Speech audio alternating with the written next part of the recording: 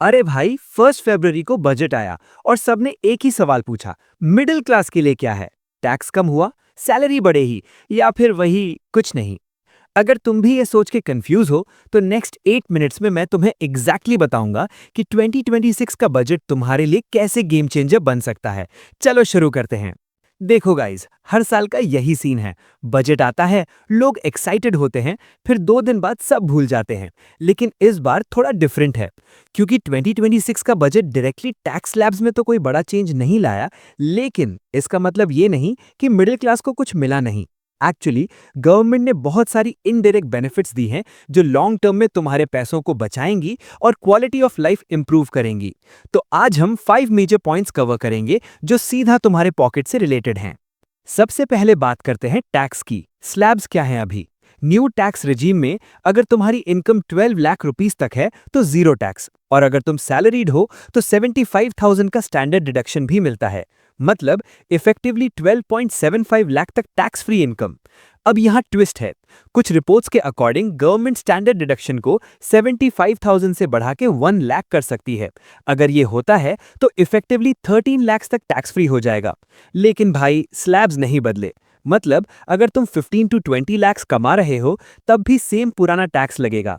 पर एक और चीज इंपॉर्टेंट है, गवर्नमेंट ने प्रपोज किया है कि डिडक्शंस बढ़ाए जाएंगे on insurance premiums, health expenses, NPS contributions, provident fund पर।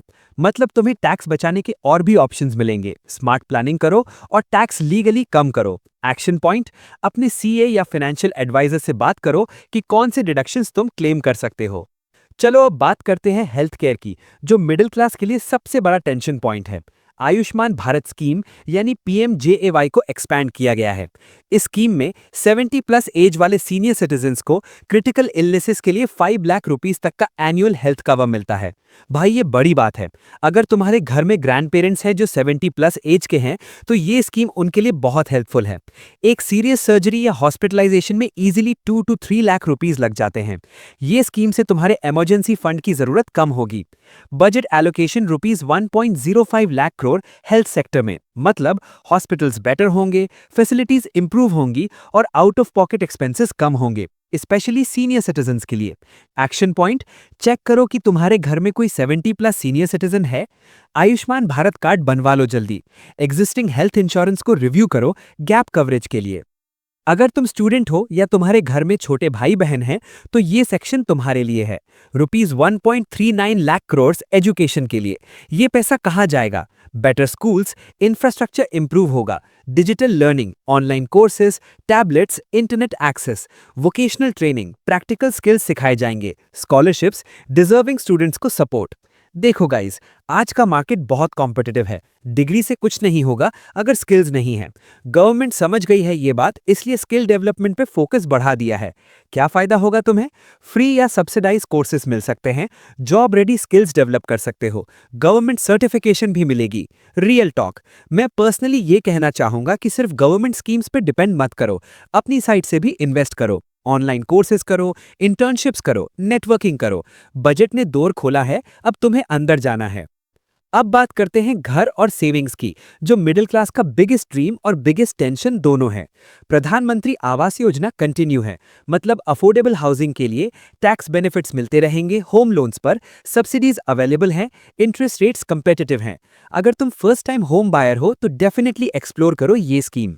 सेविंग्स के लिए इंसेंटिव्स, गवर्नमेंट चाहती है कि तुम लॉन्ग टर्म सेविंग्स करो, इसलिए एनपीएस में इन्वेस्ट करने पर एक्स्ट्रा डिडक्शंस, प्रोविडेंट फंड को एनकरेज किया जा रहा है, इंश्योरेंस प्रीमियम्स पर टैक्स बेनिफिट्स। रियल एडवाइस, देखो भाई, घर लेना इमोशनल डिसीजन है, लेकिन फाइनेंशियली स्मार्ट बनो। ईएमआई तुम्हारे मंथली इनकम का 30 to 40% से ज्यादा नहीं होनी चाहिए।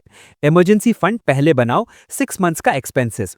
होम लोन लेने से पहले क्रेडिट स्कोर चेक करो, डिफरेंट बैंक से कंपेयर करो इंटरेस्ट रेट्स। और सेविंग्स, मिनिमम 20% अपनी इनकम का सेव करो, चाहे छोटा ही सही, बट कंसिस्टेंसी चाहिए। कंपाउंड इंटरेस्ट का मैजिक तभी काम करेगा जब तुम कंसिस्टेंटली इन्वेस्ट करोगे। Last but definitely not least, infrastructure. Rupees 12.2 lakh crore का कैपिटल एक्सपेंडिचर। ये मनी जाएगा रोड्स और हाईवेज पर, रेलवेज पर। रुपीज 2.7 टू 2.9 लाख करोड़ सिर्फ रेलवेज के लिए। अब सोचोगे मुझे क्या? भाई बहुत कुछ। डायरेक्ट बेनिफिट्स, ट्रैवल कॉस्ट्स कम होंगी, बेटर ट्रेन्स, बेटर रोड्स, कम टाइम, कम पैसा, जॉब्स क्रिएट होंगे, कंस्ट्रक्शन, इंजीनियरिंग, मेंटेनेंस, सब में अपॉर्चुनिटीज, एमएसएमईज को बूस्ट, स्मॉल बिजनेसेस को कॉन्ट्रैक्ट्स मिलेंगे जो जॉब्स देंगी। इनडायरेक्ट बेनिफिट्स, लॉजिस्टिक्स बेटर होगी इसलिए प्रोडक्ट्स चीपर मिलेंगे, सिटीज कनेक्ट होंगी तो अपॉर्चुनिटीज बढ़ेंगी, क्वालिटी ऑफ लाइफ इंप्रूव होगी। Personal tech, infrastructure development slow process है पर इम्पैक्ट लॉन्ग लास्टिंग होता है। अगर तुम्हारे पास स्किल्स हैं इंजीनियरिंग, प्रोजेक्ट मैनेजमेंट या इवन डिजिटल मार्केटिंग की, तो इंफ्रास्ट्रक्चर बूम तुम्हारे लिए अपॉर्चुनिटीज लाएगा। तो guys, quick recap, 2026 budget middle class के लिए, टैक्स रिलीफ, इनडायरेक्ट वेज से पैसा बचेगा, हेल्थ केयर, पेरेंट्स का टेंशन कम, एजुकेशन, स्किल्स डेवलप करने का मौका, हाउसिंग और सेविंग्स, फ्यूचर सिक्योर करने के टूल्स, इंफ्रास्ट्रक्चर, जॉब्स और better life. Real talk, budget एक टूल है, अपॉर्चुनिटी है, लेकिन तुम्हें एक्शन लेना होगा। टैक्स प्लानिंग करो स्मार्ट, पेरेंट्स का हेल्थ इंश्योरेंस चेक करो, स्किल्स में इन्वेस्ट करो, सेविंग हैबिट बनाओ, अपॉर्चुनिटीज को ग्रैब करो। गवर्नमेंट ने फाउंडेशन रखा है, अब बिल्डिंग तुम्हें करनी है। अगर ये वीडियो हेल्पफुल लगा तो लाइक करो, सब्सक्राइब करो और बेल आइकन दबा दो ताकि ऐसी इंपॉर्टेंट फाइनेंशियल इन्फॉर्मेशन मिस ना हो। कमेंट में बताओ बजट के कौन सा पॉइंट तुम्हारे लिए सबसे यूजफुल है और क्या तुम्हें लगता है मिडिल क्लास को और क्या मिलना चाहिए था। मिलते हैं नेक्स्ट वीडियो में, तब तक के लिए स्मार्ट बनो, इन्फॉर्म्ड रहो। बाय।